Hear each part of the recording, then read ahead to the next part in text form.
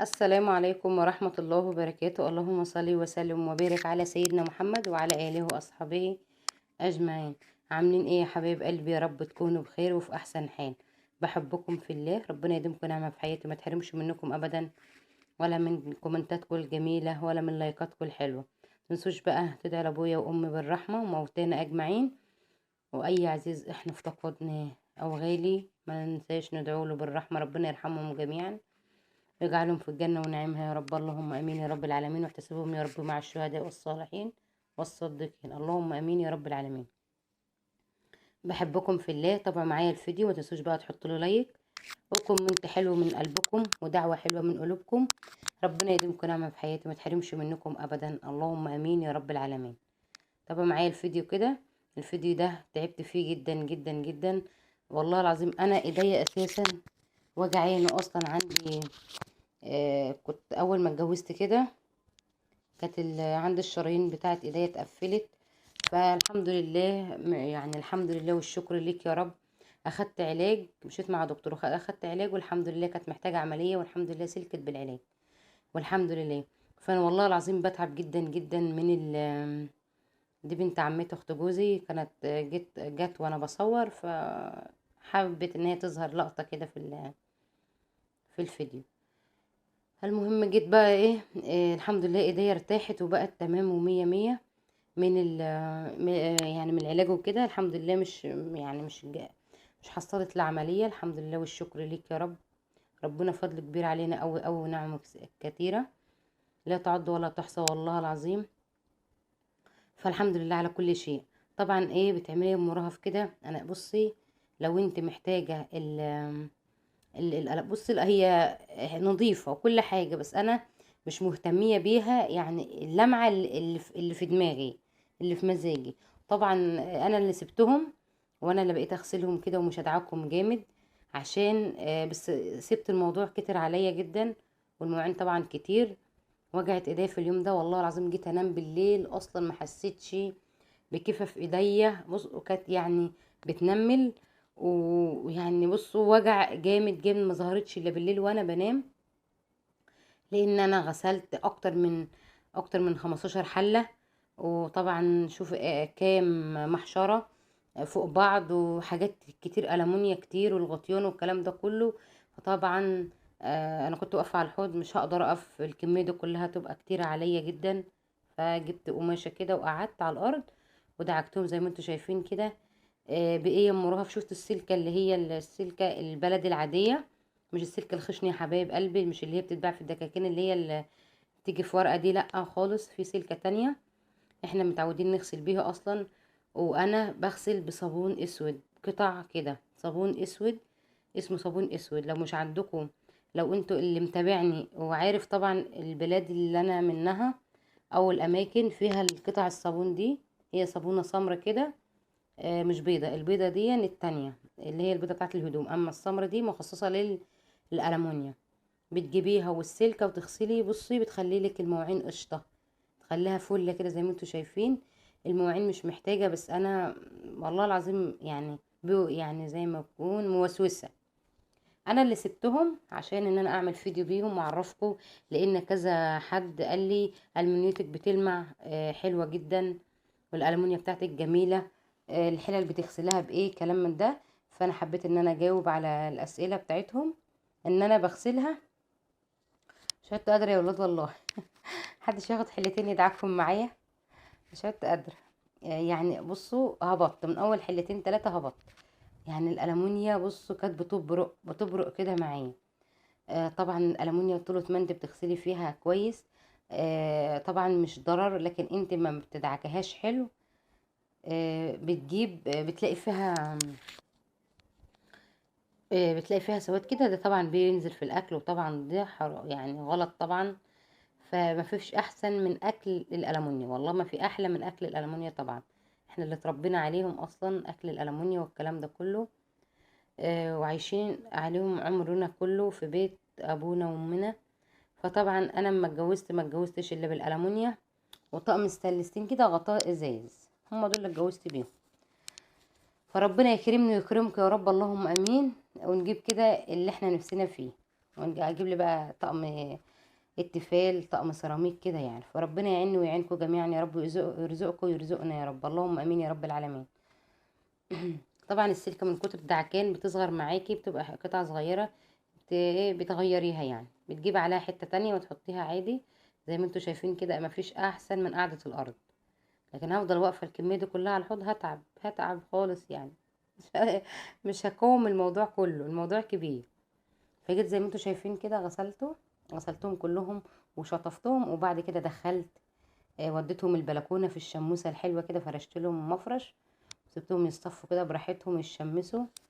وبعد كده هوريهم لكم يعني. شفتوا هما بيلمعوا اصلا يعني، مش محتاجين والله. فلو وصلت معايا لعند هنا، متنسوش بقى تحطوا اللايك وتكتبوا كومنت حلو كده من قلوبكم، ودعوه حلوه من قلوبكم، لان انا تعبت في الفيديو ده جامد والله. اخد يعني المواعين ده خدت مني وقت. طبعا هو بيجي في 10 دقايق بس، لكن هو مش 10 دقايق خالص زي ما انتوا شايفين كده. طيب في طيب في متابعة حلوة جميلة كتبت لي ام رهف. هي كانت طالبة مني ان انا اتكلم برضو، بس انا يا حبايبي والله العظيم ما بحب اتكلم، عشان مش تقولوا ايه يعني ايه بتكلمي في الفاضي او لا. قالت لي يا ام رهف، انا عمتي اخت جوزي، عمتي اخت جوزي، انا بحبها جدا وهي بتحبني جدا، وحلوين مع بعض يعني بصوا، بس يعني اللي هي بتعمله زيادة فوق طاقة الواحد. ازاي؟ طبعا هي بتحبها، وانت بتحبي عمتك وعمتك بتحبك، بتاخد ولادها وكل يوم بتروح عندها البيت.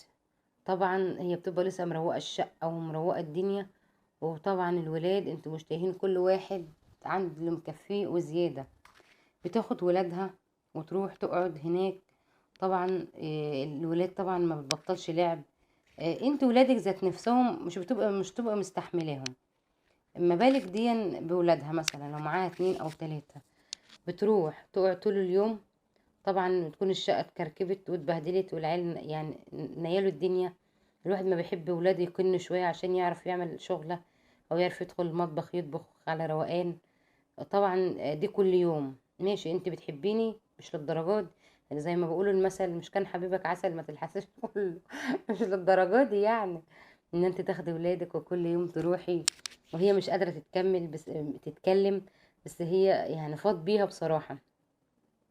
فليه مش نبقى خفاف على بعضينا؟ مش نبقى ليه؟ يعني والله العظيم انا اخواتي، انا في العيد اللي فات ده انا متعوده ان انا بروح في العيد. حبيبه انا ما بروحش عند اخواتي الا كل شهر، كل شهرين، كل 20 يوم مره. ماشي اخواتي العيد اللي فات ده انا عيدت هناك، اللي فات رحت يوم العيد، قعدت يومين وجيت. ده في العيد. زي ما انتوا شايفين كده، أنا طلعت المواعين في الشمس زي ما بقول لكم في الشموسه الحلوه. هسيبهم بقى يصطفوا كده ويعيشوا حياتهم. فالمهم يا حبايب قلبي، جيت آه اتحايلوا عليا اخواتي، قالوا لي تعالي تعالي يا ميسة عيدة عندنا.